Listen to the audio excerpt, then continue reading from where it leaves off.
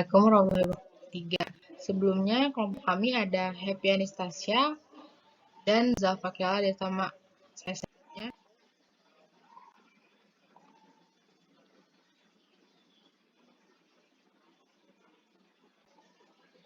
Dan ini untuk jawabannya. Oke, dimulai dari standar kapasitas. Karena ini menggunakan metode yang A itu metode least cost, maka kita mencari biaya terendah dahulu. Nah, di sini ada biaya terendah 8 di sini. Berarti kita kapasitasnya ada berapa? 18. Nah, yang di sini kan berarti Q. Berarti 18 kurang 8 berarti di sini 10. Ini habis. Dan ini untuk jawabannya. Nah, selanjutnya kita cari lagi biaya yang terkecil lagi. Kan ini tadi udah habis ya. Ini udah habis. Ini masih ada 10. Ini ada 00 kan. Demand 1 kali 7 berarti sama demand 14. Dikurang 7 habis. Ini dikurang 7. Oke. Berarti ini udah habis juga. Karena ini udah habis kapasitasnya kan. Nah, selanjutnya kita cari lagi biaya yang terendah. Tadi udah habis, ini udah habis. Ini kita lihat nih yang terendah mana nih? Oh, masih ada 20. 20 yang paling rendah kan di antara yang lain. Jadi 20. Berarti ini nih 10 kecilan mana? 7. Berarti kita taruh 7. Ini kita taruh 7. Taruh di 7 sini habis. Oke, ini dikurang 7 jangan lupa. Kurang 7 sama dengan 3. Nah, selanjutnya kita lanjutin lagi yang tadi pun juga udah habis. Ini masih tinggal kita cari lagi deh. Yang terkecilnya mana? Udah, berarti yang ini dulu. Yang kapasitasnya ada 3 dan demand-nya 5. Kita taruh di sini di tangan 2. Ini coret ya. Taruh di sini ya. Ini bisa 0, bisa 0. Ya. Lanjut lagi. Tadi ini udah dicoret. Ini udah dicoret. Nah, buat dimana 2 nanti kita taruh dulu ya yang ini yang terkecilnya. Jadi 7 sama 9 kecilan mana? 7. Berarti kita taruh 7. Oh iya, yang tadi itu pokoknya yang nggak kepilih atau kosong itu boleh kosong atau ditaruh 0 ya. Nah, taruh di sini 7. Habis itu 9 kurang 7 sama dengan 9 kurang 7 2 sama dengan 2. Berarti sisa 2 dong. Sisa mana nih yang belum kecoret? Oh, kita lanjut ke slide selanjutnya.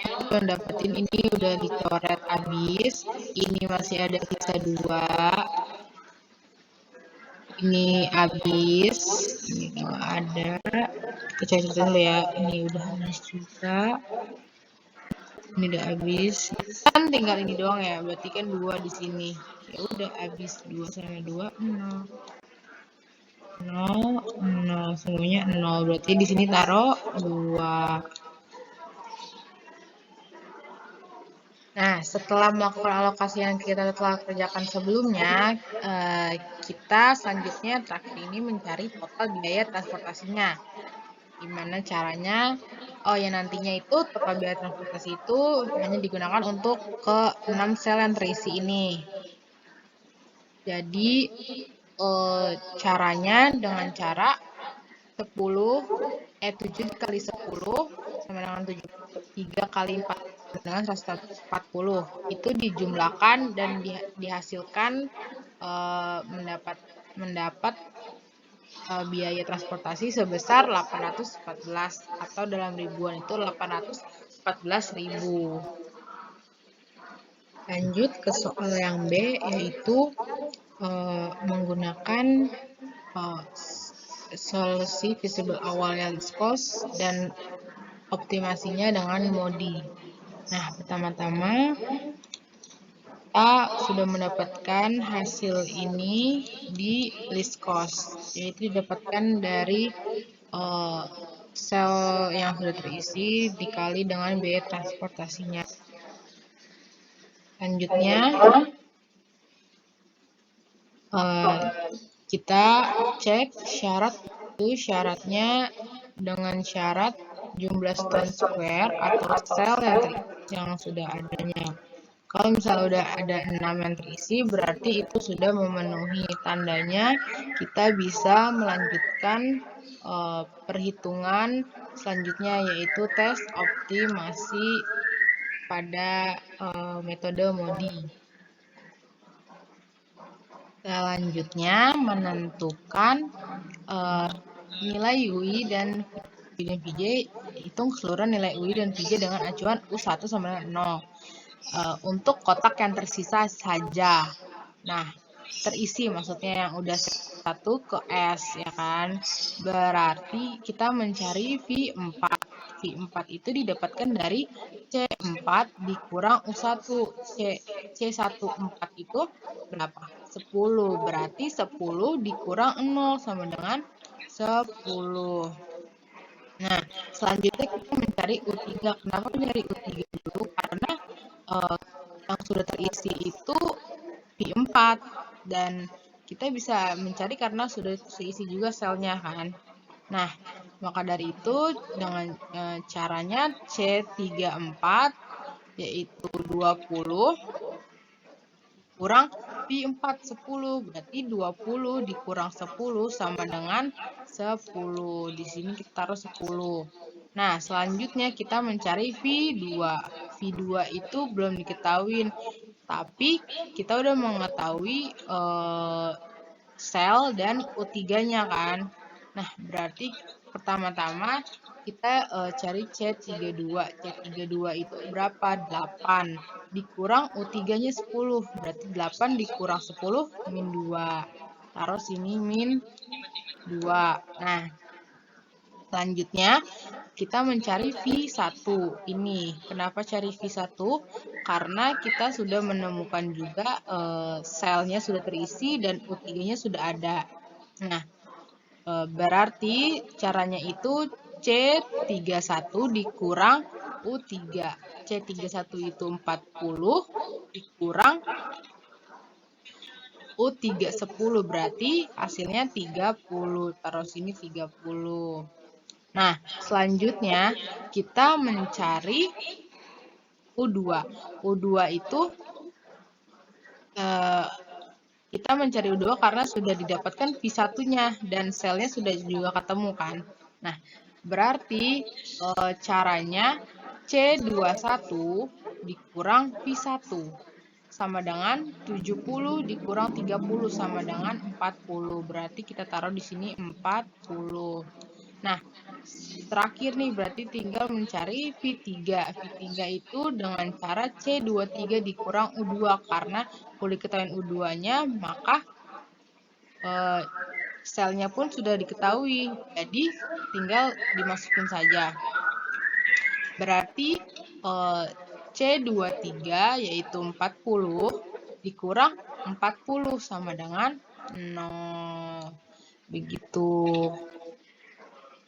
Nah, selanjutnya kita mengevaluasi opportunity cost untuk semua kotak quarter square atau kotak yang terisi 1, 2, 1, 3. terus 22, 24, 24, dan 33.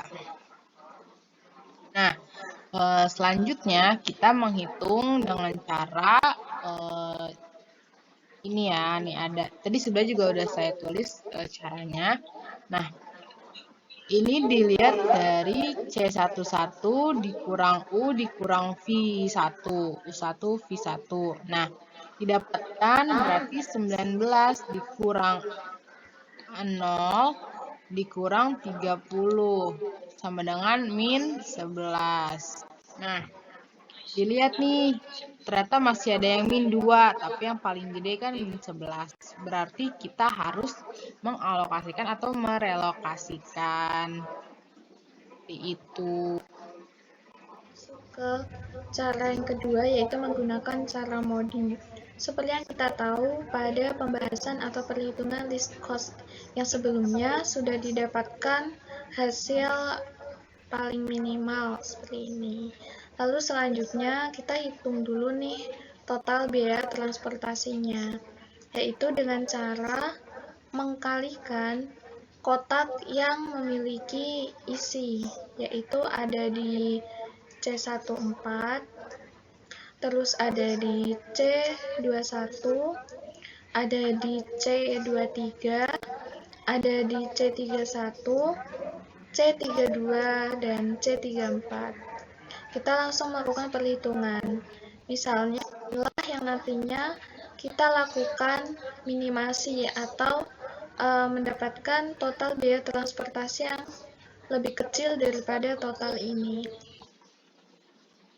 Adalah langkah yang kedua, yaitu pengecekan syarat pemenuhan non-degenerate solution, yang merupakan salah satu persyaratan yang harus dipenuhi dalam melakukan perhitungan Modi. N-nya di sini adalah jumlah barisnya atau jumlah bandara. Di sini ada 4 bandara, yaitu P, Q, R, dan S. Kita masukkan 4 di sini, lalu min 1 untuk memenuhi rumusnya. Sebelum kita ke langkah yang selanjutnya, yaitu tes optimasi, kita harus menentukan dahulu nilai U1 atau UI sama VI-nya berapa. Untuk U1-nya ada di mana, U2-nya ada di mana, U3, V1, V2, V3, dan V4-nya. Kita mengisinya urut, jadi dari atas ke bawah, dari kiri ke kanan. Slide yang selanjutnya, kita sudah menentukan U1, U2, U3 dalam mencari U selanjutnya dan V selanjutnya. Jadi ini kita kasih 0. Jadi apapun kasusnya, apapun jenis C14 ini kita dapatkan dari penjumlahan dari U1 dan V4 masuk ke U1 plus V4 seperti itu. Nah, kemudian untuk mencari, karena di sini U1-nya sudah dikurangi U1, yaitu 10 dikurangin sama 0, yaitu hasilnya 10. Begitu juga dengan C34, C32, C31, C21, dan C23. Untuk perhitungan selanjutnya, kita langsung ke C23 ya. Pada C23 yaitu di sini ya. Di sini. Apa? V2-nya sudah ketahuan berapa? V3 dikurangi sama U2. Itu hasilnya 0, yaitu dengan cara C23 kita dapatkan di sini ada 40. Sedangkan adalah 40 juga, jadi hasilnya adalah 0. Pada slide yang sebelumnya 3, 4, 5, 6 ada 6 juga, yaitu dari C1 ke 11 mengurangi C-nya dengan nilai U dan nilai V-nya 11. Begitu juga seterusnya ke bawah. Dengan menghitung ada nilai negatif, yaitu pada 11 dan realokasi pada nilai atau titik yang paling minimum. Di sini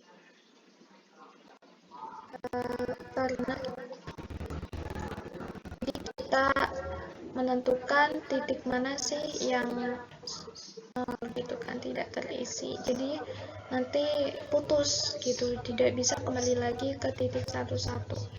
Nah, dari 3,4 ini ada nggak sih kotak di atasnya itu yang terisi? Ternyata ada, yaitu pada 1,4. Nah, ya udah kita langsung ke atas. Lalu karena di sini tidak ada alokasi ini gitu. Nah, cara menghitungnya. Nah, di sini kan nilai 3 di sini adalah nilai pertama yang kita dapat dari realokasi. Berarti 3 ini yang nantinya kita pakai sebagai acuan perhitungan. Jadi ini kan plus ya. Ya udah berarti ini 0 ditambah nilai 3 yang ada di sini. Kemudian begitu juga di sini. Karena ini nilainya minus, jadi 7 dikurangin 3, hasilnya adalah 4. Terus di sini plus, jadi 7 ditambah 3, hasilnya adalah 10, seperti itu. Selanjutnya adalah realokasi. Tadi kan kita sudah mengetahui nih titik mana. Realokasi titik 22 yaitu di sini.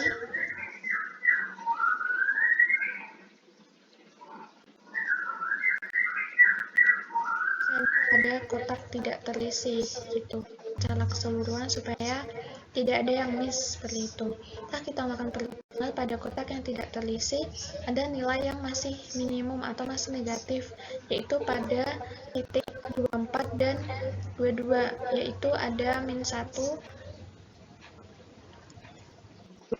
yaitu adalah pada 22. Makanya yang kita realokasi adalah 22. Realokasi titik 22 yaitu di sini. Maka kita akan realokasi ya dari ini ke kiri. Kenapa ke kiri? Karena di sini kan kalau misalnya kita ke kanan gitu, ke arah sini. Nah, ini kan ini ada 0 dan ini ada 0, jadi nanti ini nggak bisa kemana-mana. Tetap sama, kita melakukan selanjutnya adalah kita melakukan tidak terisi. Nah, di sini kita tetap sama melakukan patokan, yaitu U1-nya adalah nilainya 0. Sama, semuanya sama. Cara berhitungnya juga sama seperti slide yang selanjutnya, yang sebelumnya. Kita sudah tahu di sini adalah positif semua, tidak ada nilai negatif. Maka realokasi yang kedua ini adalah realokasi terakhir kita karena kita sudah mendapatkan hasil yang optimum. Karena alokasi biaya transportasi yang berhasil kita minimumkan. Yang ke 32 itu ada 8 kali 6 nya nilai Rp1.000. Untuk soal yang pertama penyelesaiannya sampai di sini. Selanjutnya kita ke soal ganjil yang kedua, yaitu pada masuk ke soal nomor 3, yaitu sebagai berikut soalnya. Yang dipertanyakan yaitu dengan menggunakan waktu perkiraan yang terdapat pada tabel di atas, tabel ini, maka berapa probabilitas penyelesaian proyek jika tenggat waktu penyelesaian diberikan adalah 26 minggu.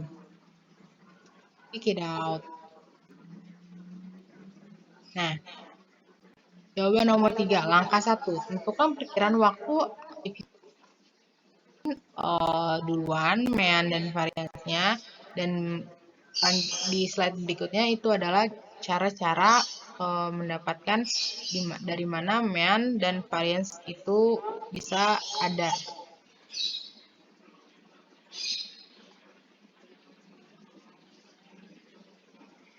Selanjutnya ini adalah perhitungan bagaimana kita bisa mendapatkan nilai MEAN atau waktu aktivitas MEAN. Nah, di sini sudah ada rumusnya, yaitu MEAN sama dengan waktu optimis ditambah 4 dikali waktu realistis atau waktu normal ditambah waktu pesimis dibagi 6. Nah, untuk yang kegiatan A berarti 1 ditambah 2 kali 4 sama dengan 8 ditambah 3 sama dengan 2. Dibagi 6 sama dengan 2. Nah, selanjutnya untuk yang B 2 dikali. Itu cara mendapatkan MEAN untuk masing-masing aktivitas. Selanjutnya, pada langkah yang pertama, kita disuruh untuk menambah terus dengan variansnya atau kegiatan A sampai dengan kegiatan H. Walaupun kita sebelum lagi, maka boleh kita lakukan praktisnya yang mana kita cukup nilai waktu pesimis dikurangin dengan waktu optimis per 6 dibagi 6 terus dalam kurung ya dipangkatkan 2. Nah, di sini kita hitung, misal pada nilai varians kegiatan A, nilai waktu pesimisnya di sini adalah 3, kita masukkan. Lalu kemudian nilai waktu optimisnya adalah 1, kita kurangkan. Lalu kemudian untuk pembaginya kita dapatkan 6 sesuai dengan rumus. Lalu kita pangkatkan 2, hasilnya adalah 1/9. Di jawaban nomor 3 langkah kedua ini, kita setelah melewati berbagai cara sebelum kemudian yang ada, dan kita mengidentifikasikan jalur kritis atau critical path dan tentukan waktu total penyelesaian proyek. Nah, karena di soal kita udah diketahuin jarak kritisnya itu yang apa aja, di sini sudah dibikin tabel, yaitu jalur kritisnya itu dimulai dari A ke C, ke E, ke G, dan ke H. Lalu selesai.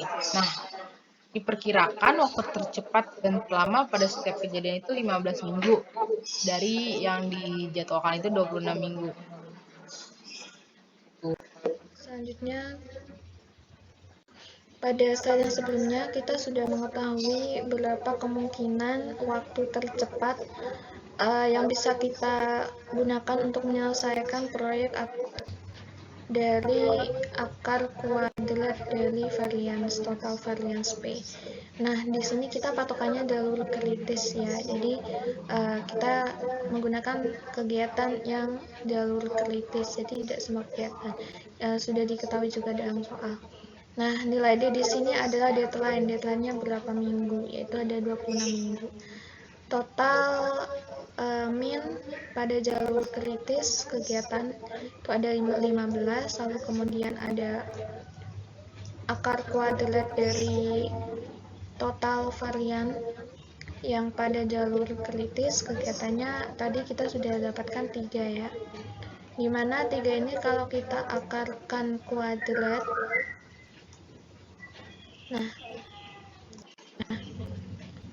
kita totalkan dari 26 dikurangi 15 terus dibagi 1,732 dapatkan hasil 6,351 dengan pembulatannya adalah 6. Didapatkan bahwa hasilnya adalah 0,999 sekian. Nah, maka untuk mengetahui maka 1 dikurangi 0,00001 hasilnya adalah 0,999 sekian. Nah, apabila kita buat persentase maka 99,99% atau dalam kata lain ini hampir selesai semua ya proyek. Nah, di sini ada tabel set. Tabel set di sini berfungsi untuk kita mengetahui berapa nilai Z. peluang nilai Z gitu kan, untuk mengetahui 1 dikurangi berapa sih gitu kan, supaya kita mendapatkan persentase peluang kesuksesan dari terselesainya proyek atau kegiatan yang dilakukan. Nah, di sini kan Z-nya ada 6 ya. Sedangkan di sini kita tahu batasnya itu ada 5. Jadi, kita coba cari tahu di tabel Z yang lainnya. Baik, itu kita harus mengurangi dulu 1 dikurangi 0, berapa gitu kan untuk didapatkan hasil. Nah, sedangkan pada tabel Z ini langsung ke hasilnya. Jadi kita langsung tahu hasilnya berapa. Nah, di sini kita ada nilai Z-nya itu 6 dengan nilainya 0,99 sekian. Maka inilah yang kita ambil. Jadi kita sebenarnya tidak perlu menghitung 1 dikurangi 0, berapa. Nanti hasilnya adalah ini. Jadi ini adalah 3. Semoga